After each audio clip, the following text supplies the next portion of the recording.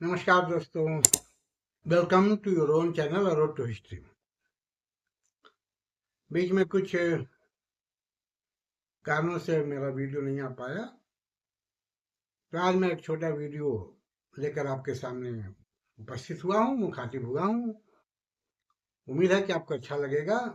और ये वीडियो जो है वो कुछ ज्योतिबा फूले की बातों पर मैं चर्चा किया हूँ इस वीडियो में। ज्योतिबा फूले एक महान समाज सुधारक, दार्शनिक लीडर थे, जो ब्राह्मणवादी जो एक वर्चस्व है उसका विरोध कर रहे थे, उसकी खिलाफत कर रहे थे। निम्न जाति के लोगों की जो समस्याएं थी उनको उजागर कर रहे थे। दूसरा, महिलाओं की शिक्षा पर बड़ा बल दिए थे और उनका मानना था कि जो निम्न जाति हैं, जिनको आज दलित कहा जाता है, उनका उत्थान शिक्षा और आर्थिक उन्नति से ही हो सकता है। इसलिए शिक्षा बहुत आवश्यक है। महिलाओं की शिक्षा पर बहुत बल देते थे और अपनी पत्नी के साथ मिलकर, सावित्रीबाई फूले के साथ मिलकर 1848 में एक कन्या विद्यालय की स्थापना करते हैं। बाद में वो महिलाओं और श्रमिकों के लिए 1855 में एक इवनिंग स्कूल की भी स्थापना करते हैं, ताकि श्रमिकों को भी शिक्षित किया जा सके और महिलाओं को शिक्षित किया जा सके। खुद क्रिश्चियन मिशनरीज की जो स्कूल थी उसमें उन्होंने पढ़ाई हासिल की थी और उन्होंने ये दर्द झेला था कि किस तरह से उनके साथ दुर्व्यवहार किया जाता था। इवन एक बार वो अपने ब्राह्मण मित्र के विवाह समारोह में गए थे, वहां भी उनके साथ बहुत दुर्व्यवहार किया गया। तो ये उनकी अपनी पीड़ा थी जो उन्होंने झेला था, और इसीलिए वो एक सुधार की परंपरा को लेकर आगे बढ़े। सत्य शोधक समाज की स्थापना उन्होंने की। And that was a stage for reform in the society. उन्होंने गुलामगिरी एक ग्रंथ लिखी, एक किताब लिखी, और भारत में जो दलित वर्ग था उनकी तुलना वो अमेरिका के गुलामों से करते हैं। गुलामगिरी was a philosophy of discrimination with the lower caste और दलित्स इन इंडिया। वो मनुस्मृति की आलोचना करते हैं। उनका मानना था कि जो एक जातिगत हायरार्की है, इसको तोड़े बिना समानता नहीं आ सकती। इवन वो बाल गंगाधर तिलक, चिपलुंकर जैसे जो लीडर्स थे उनका विरोध करते हैं। उनका मानना था कि इनकी सोच ब्राह्मणवादी सोच है। 1857 की क्रांति का भी उन्होंने विरोध किया। उनका कहना था कि ये फिर से एक ब्राह्मणवादी वर्चस्व को स्थापित करने का प्रयास था, इसलिए वो इसका भी विरोध करते हैं।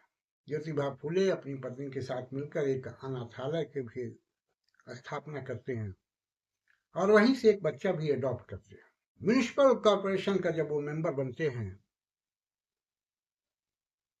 तो वहां भी दलितों के लिए एक सुधार कार्यक्रम वो लेकर आगे आते हैं। तो ये ज्योतिबा फूले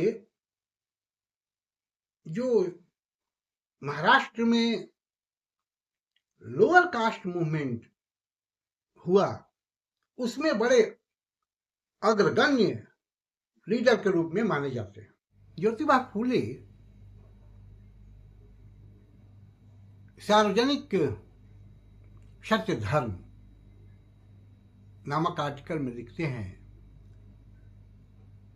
कि एक समतामूलक समाज की आवश्यकता है, अर्थात वो समतामूलक समाज की वकालत करते हैं। सत्सार में उन्होंने पंडिता रमाबाई जब ईसाई धर्म को अपना लेती हैं तो उनके पक्ष में वो खड़े होते हैं, उनका पक्ष लेते हैं। थॉमस पेन की रचना थी राइट्स ऑफ मैन, वो उनके लिए एक प्रेरणा स्रोत थी। इसके अलावा वो कवि से भी बहुत प्रभावित थे। उन्होंने कई रचनाएं उनकी है, जैसे तृतीया रत्न, फिर पवाडा छत्रपति शिवाजी राजे भोसले याचा। फिर एक और बड़ी महत्वपूर्ण रचना है उनकी सेतक याचा असूल, जिसको इंग्लिश में फार्मर्स व्हिप कहते हैं।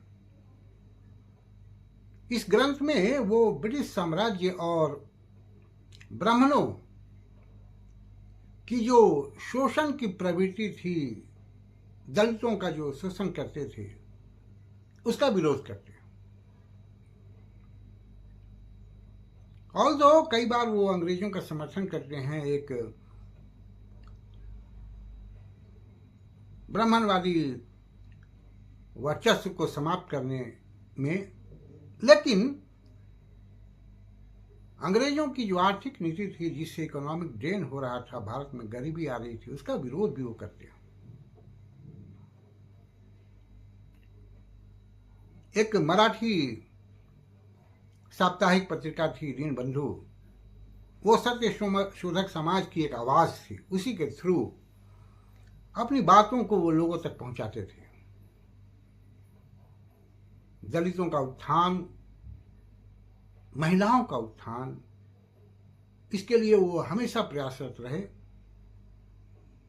बाल विवाह के विरोधी रहे और जो विधवा विवाह पर प्रतिबंध लगा था, उसको भी समाप्त करने की वकालत वो हमेशा करते रहे।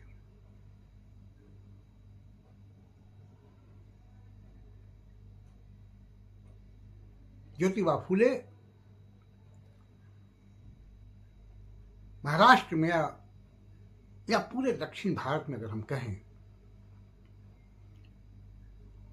तो समाज सुधार आंदोलन या इमांसिपेशन of lower caste, इमांसिपेशन of women के क्षेत्र में एक बड़े ही महत्वपूर्ण नाम हैं और आज भी वो प्रेरणा के स्रोत हैं। तो आज के इस वीडियो में इतना ही। उम्मीद है कि आपको ये वीडियो पसंद आएगा। आप भी देखें और अपने दोस्तों को सजेस्ट करें और मेरे चैनल को सब्सक्राइब करें। Thank you for watching me. See you again with a new video.